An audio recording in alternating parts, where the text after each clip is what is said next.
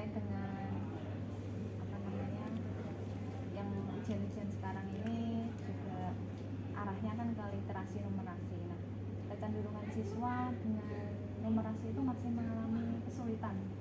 Selain literasi, numerasinya juga kesulitan. Jadi bagaimana Bu? Banget. Jadi kalau kita bicara kendala siswa dalam memahami permasalahan literasi, itu udah satu paket dengan numerasi. Kenapa? Bahwa memang sudah sejak dulu kalau matematika itu adalah momok. Matematika itu adalah pelajaran yang sulit. Nah, selama ini di dalam proses pembelajaran matematika maupun di dalam pembelajaran mata pelajaran lain yang terkait dengan matematika, mereka kecenderungannya strukturalis, hanya menggunakan rumus aja. Soal kayak gini, rumusnya ini, penyelesaiannya ini, sudah. Nah, sementara aplikasi atau penerapan dari materi-materi numerasi itu tidak ada yang sifatnya strukturalis, semuanya berbasis literasi. Nah, maka kendala utama anak-anak di dalam mengerjakan soal-soal matematika itu adalah soal cerita. Nah, sekarang ini soal berbasis literasi tidak hanya matematika berupa soal cerita, bahkan soal-soal ekonomi, soal-soal kimia, fisika itu juga dikemas dalam bentuk literasi, di mana endingnya adalah numerasi. Nah, ini sebenarnya menjadi tugas rekan-rekan guru matematika ya, teman-teman guru matematika di sini harus mengoptimalkan, terutama di kegiatan-kegiatan GMP, KKG, bagaimana membiasakan anak-anak ini untuk menyelesaikan masalah-masalah numerasi yang dikemas dalam soal berbasis literasi, seperti itu. Satu paket ya? Iya, betul. Kemudian tentang kesulitan belajar siswa ini bagi siswa yang memiliki keterbatasan, ya, terutama yang saya temui ini ada beberapa siswa itu yang cenderung susah berinteraksi, jadi kurang bersosial, menyebabkan siswa tidak berhasil. Itu mungkin ada beberapa faktor yang bisa memicu kendala seperti itu. Ya, jadi begini Bu Andris, bahwa menjadi tugas seorang guru mata pelajaran maupun seorang wali kelas untuk memahami karakteristik peserta didik di kelas gitu.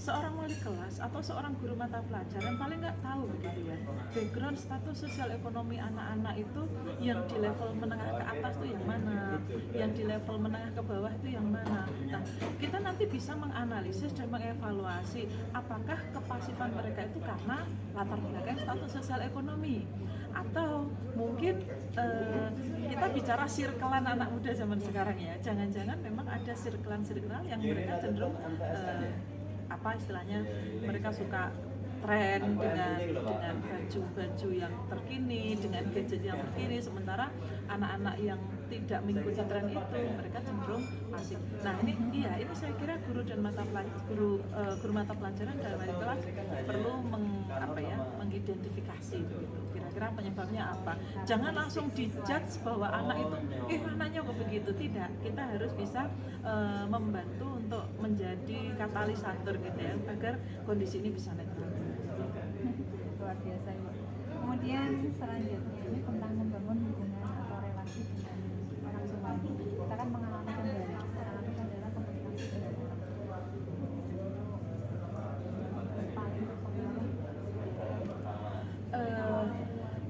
Kendala komunikasi antara anak dengan orang tua itu sebenarnya bisa kita pilah menjadi anak-anak yang berada di lingkungan pedesaan dengan anak-anak yang di lingkungan perkotaan. Anak-anak yang di pedesaan yang orang tuanya dari pagi sampai sore atau sampai malam itu cenderung bekerja, entah itu di sawah, di pasar, mereka kecenderungannya ya sudah, anak saya sudah saya sekolahkan, selesai, tanggung jawab anak saya serahkan ke sekolah. Ini akan menjadikan hubungan antara anak dengan orang tua pasif. Orang tua sampai rumah sudah capek, sudah capek. Anak sendiri mau menceritakan juga orang tuanya nggak nyambung karena sibuk dengan dunianya sendiri. Tetapi anak-anak meskipun dari desa, tetapi ketika memang orang tuanya mulai membiasakan membangun komunikasi misalnya di meja makan, saya pikir itu tidak akan mengganggu kendala komunikasi antara orang tua dengan anak. Sedangkan di perkotaan Ibu ya, ketika orang tuanya dua-duanya bekerja, yang ibu wanita karir, yang bapaknya mungkin bekerja di kantor, itu juga sama, berpotensi menyebabkan komunikasi yang tidak aktif antara anak dengan orang tua. Karena anak cenderung, dah kebutuhanmu udah tak penuhin, you udah tak kasih gadget, you udah tak kasih duit segala macam. Akhirnya mereka abai terhadap pendidikannya, kemudian komunikasi. Tetapi seperti, mohon maaf ini, seperti saya selalu mengupayakan bahwa meja makan sarapan, makan malam itu menjadi waktu yang sangat penting untuk bertanya gimana tadi di sekolah. Sehingga sebenarnya ketika komunikasi yang pasif antara orang tua dengan anak ini bisa dibangun dimulai dari orang tua. Jadi guru mungkin nanti, karena guru itu kan bisa menjadi penghubung antara orang tua dengan anak, lakukan pertemuan secara berkala antara guru dengan orang tua, sampaikan seperti apa permasalahan di dalam komunikasi antara orang tua sama anak. Yang ini aja membangun relasi sekolah dengan orang tua. Menurut saya begitu. Betul, menurut saya begitu. Kalau pertemuan secara fisik itu tidak mungkin dilakukan di era yang serba digital ini, saya pikir komunikasi di grup WA, kemudian menggunakan pertemuan virtual dengan Zoom meeting itu juga bisa menjadi opsi.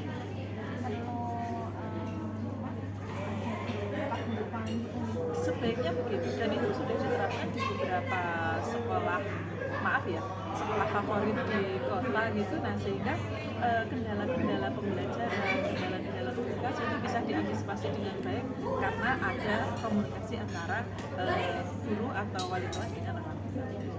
Terkait dengan selanjutnya penggunaan model pembelajaran ini kan materi pembelajaran yang aktif masih dimaksudkan. Iya. Itu masih kita apa? Yang paham. Iya. Saya juga. Jadi begini Bu, kita bicara tentang guru zaman old dengan guru zaman now. Guru-guru di zaman now, mereka merasa bahwa menjelaskan materi ke peserta didik itu harus dijelaskan secara detail, urut dari A sampai Z. Mereka sudah berasumsi bahwa ketika nggak dijelaskan, anak-anak nggak ngerti.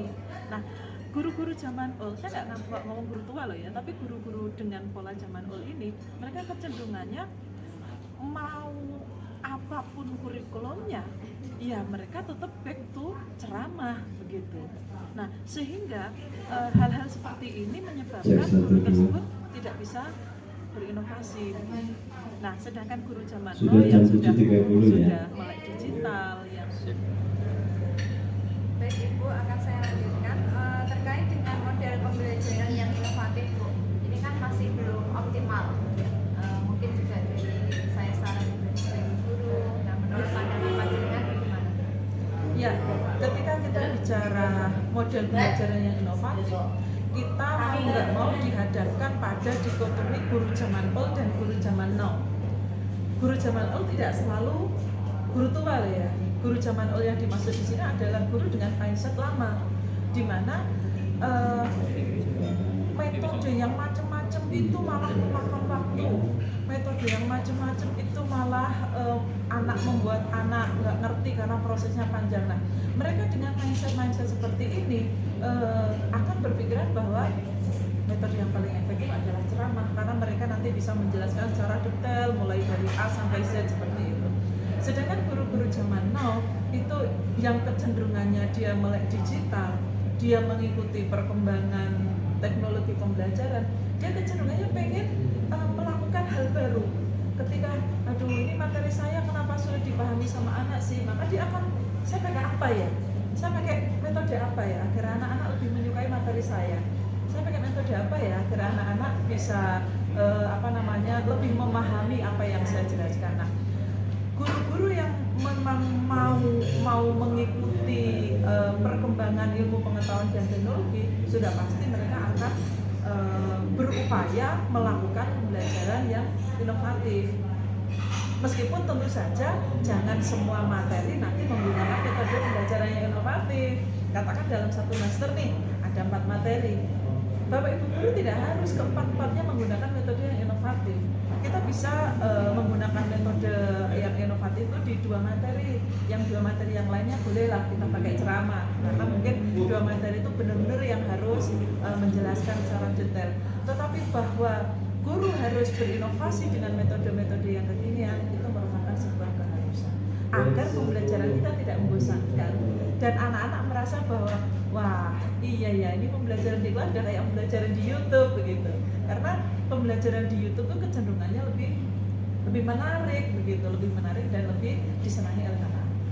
Jadi sama seperti yang ada di hadis ya, didiklah anak-anakmu sesuai pada zamannya. Sesuai dengan zamannya, betul. Ketika anak-anak sekarang itu lebih suka nonton YouTube, guru-guru harus paling tidak mencari referensi pembelajaran kayak gimana sih yang disukai anak-anak di YouTube. Nah itu paling tidak bisa diadopsi untuk bisa diterapkan di dalam pembelajaran di kelas. Mengimbangi kecanggihan anak sekarang ya Bu ya. Betul. Oke, nah itu berarti tuntutannya gurunya Bu ya. Tuntutannya di gurunya sebenarnya. Lebih terbuka dengan Betul. perkembangan zaman. Nah, itu kata kuncinya. Terbuka dengan perkembangan zaman dan kecanggihan teknologi komunikasi dan informasi. Apa ada Bu yang orang yang tidak mau terbuka? Ada. Mereka berpikir bahwa saya dengan begini aja anak-anak saya sudah menjadi ini, saya dengan begini aja anak-anak saya sudah menjadi ini. Nah, orang-orang dengan pikiran kolot seperti ini maka kecenderungannya sulit. Tetapi bukan berarti kemudian terus menurunkan semangat kita untuk menjadi guru yang inovatif, tidak.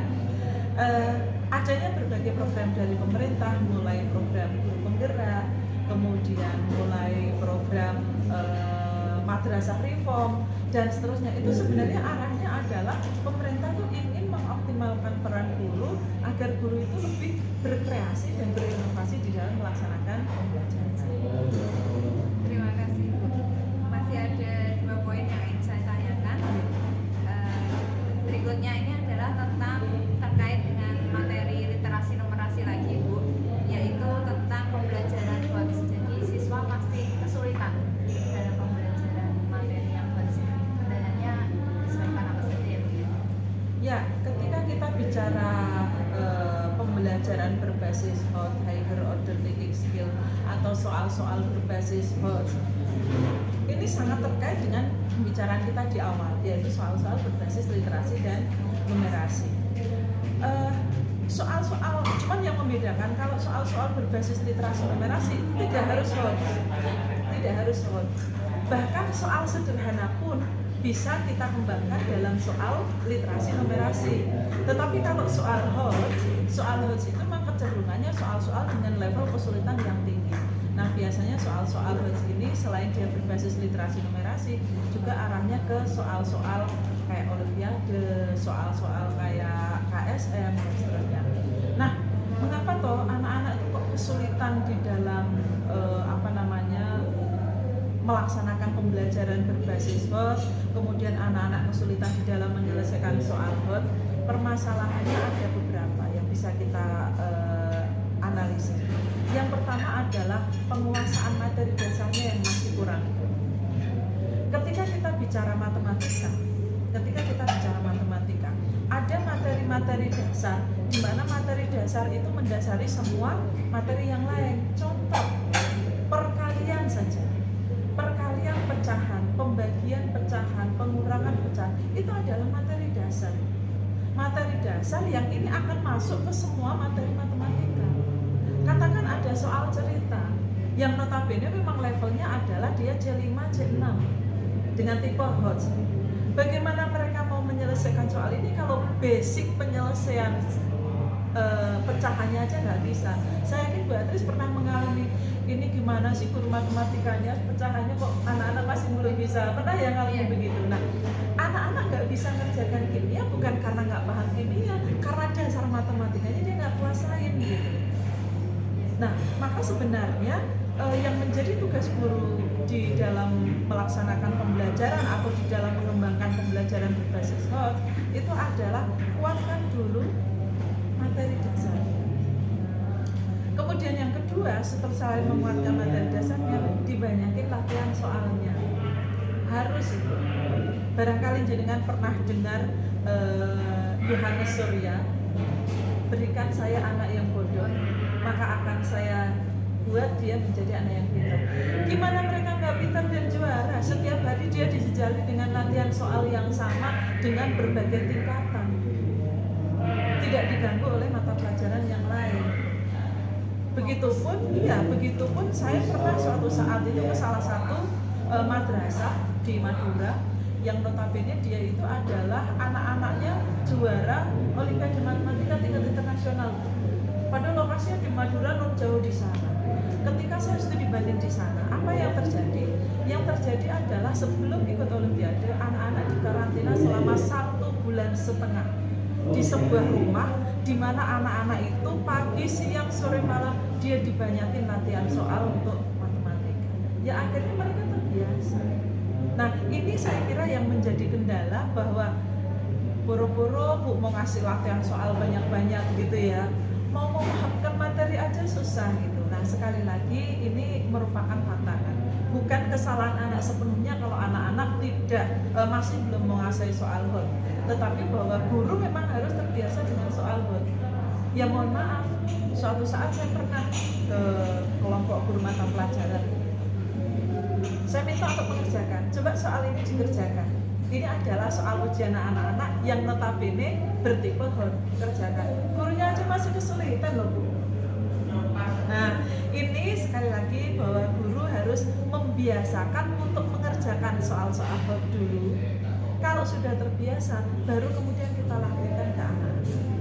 Soal hot itu dikatakan soal hot manakala soal itu belum pernah dikerjakan oleh anak-anak. Tapi kalau sudah beberapa kali dikerjakan dan anak-anak bisa, maka level dia soalnya sudah bukan hot lagi. Meskipun itu soal Olimpiade, sesulit apapun soal Olimpiade, kalau anak-anak sudah terbiasa mengerjakan, maka levelnya bukan hot lagi.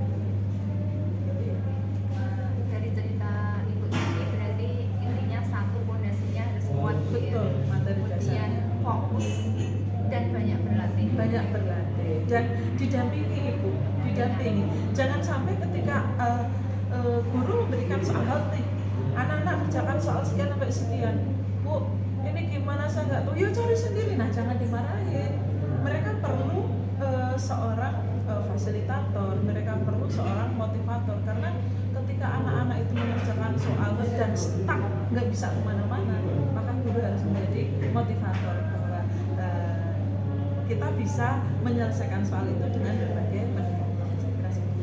Terima kasih Bu. Yang terakhir, pemanfaatan teknologi inovasi dalam pembelajaran. Nah ini masih ada kendala Ibu, terutama penggunaan, mungkin bagi guru, terutama mungkin juga saya secara pribadi, penggunaan teknologi modern atau IT masih terbatas. Mungkin Ibu bisa memberi pandangan, masukan juga, dan hambatan apa yang menyebabkan hal tersebut.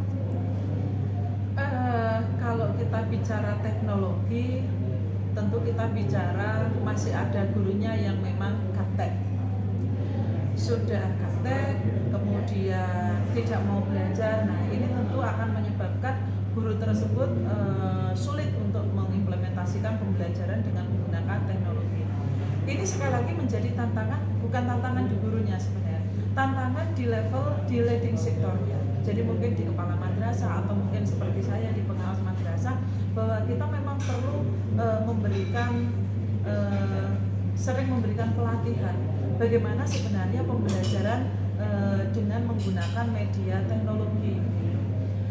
Masa pandemi 2 tahun kemarin itu sebenarnya adalah momen yang merupakan titik balik di mana guru mau nggak mau harus bersahabat dengan teknologi, ya kan? Cuman permasalahannya ketika ada aplikasi Zoom, ada aplikasi Google Meet, ada aplikasi Microsoft Teams dan sebagainya, guru enggan menggunakan itu.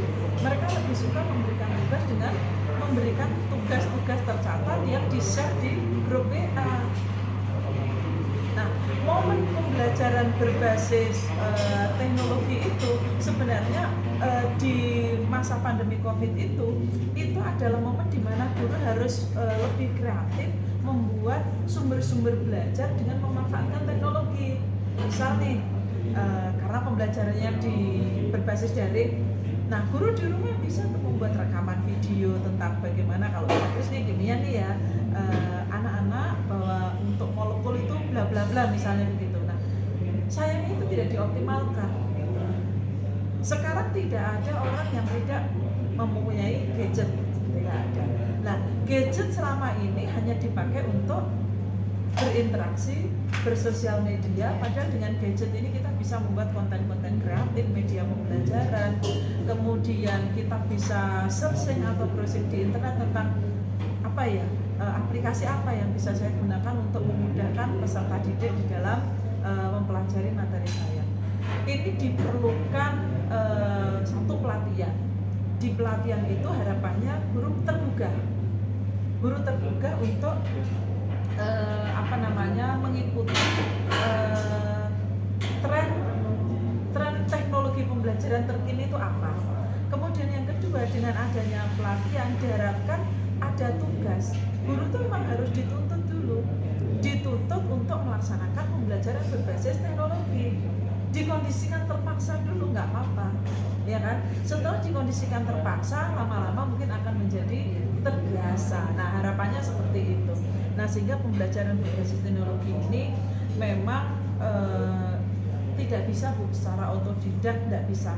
Tetap yang bisa kita lakukan adalah guru mengadopsi atau mungkin memodifikasi metode-metode pembelajaran menggunakan teknologi yang mungkin sudah bertebaran banyak di dunia. Saya kira itu. Karena saya sendiri sebatas apa sih saya dalam menggunakan teknologi itu ya sebatas misalnya saya membuat kayak Google Classroom, kemudian membuat LMS pun, Learning Management System pun itu harus pakai codingnya saya juga belum menguasai. Tapi paling tidak seperti Google Classroom itu kan standar banget, guru-guru harus bisa gitu. Bagaimana di dalam Google Classroom itu guru-guru bisa menyampaikan materinya, kemudian bisa menuliskan soal-soalnya di situ, kemudian guru-guru juga bisa memantau hasil penilaian peserta didik. Saya pikir ini bisa menjadi apa ya istilahnya, alternatif yang paling sederhana untuk memanfaatkan teknologi, memanfaatkan teknologi di dalam proses pembelajaran. Luar biasa, terima kasih Bu Aning. Wah, di sela-sela kesibukan materinya. Iya. Di sini lagi mendetek ini selama 3 hari 2 malam, makanya lokasinya agak banyak yang berseliweran. Sebagai pemateri. Iya. Selain di kabupaten juga beliau sibuk di provinsi, luar biasa. Semoga bisa menjadi motivator kita juga untuk menjadi Terima guru kasih. hebat seperti Ibu Aning, pengawas kami di MAN 5 Bojonegoro. Terima kasih Bu Aning atas waktunya. Semoga Sama-sama. kami bisa meneladani panjenengan yang bersemangat dan sangat memberikan inspirasi kepada kami menjadi guru hebat. Mohon doanya semoga PPD kami bisa berjalan lancar dan memberikan manfaat berkah untuk siswa-siswa kami di madrasah. Mungkin di penutup pembicaraan kita Bu Atris, saya ingin tetap titip pesan ke Bu Atris dan mungkin Bapak Ibu guru yang lain, jangan takut dengan teknologi, karena teknologi itu tujuannya adalah mempermudah kita.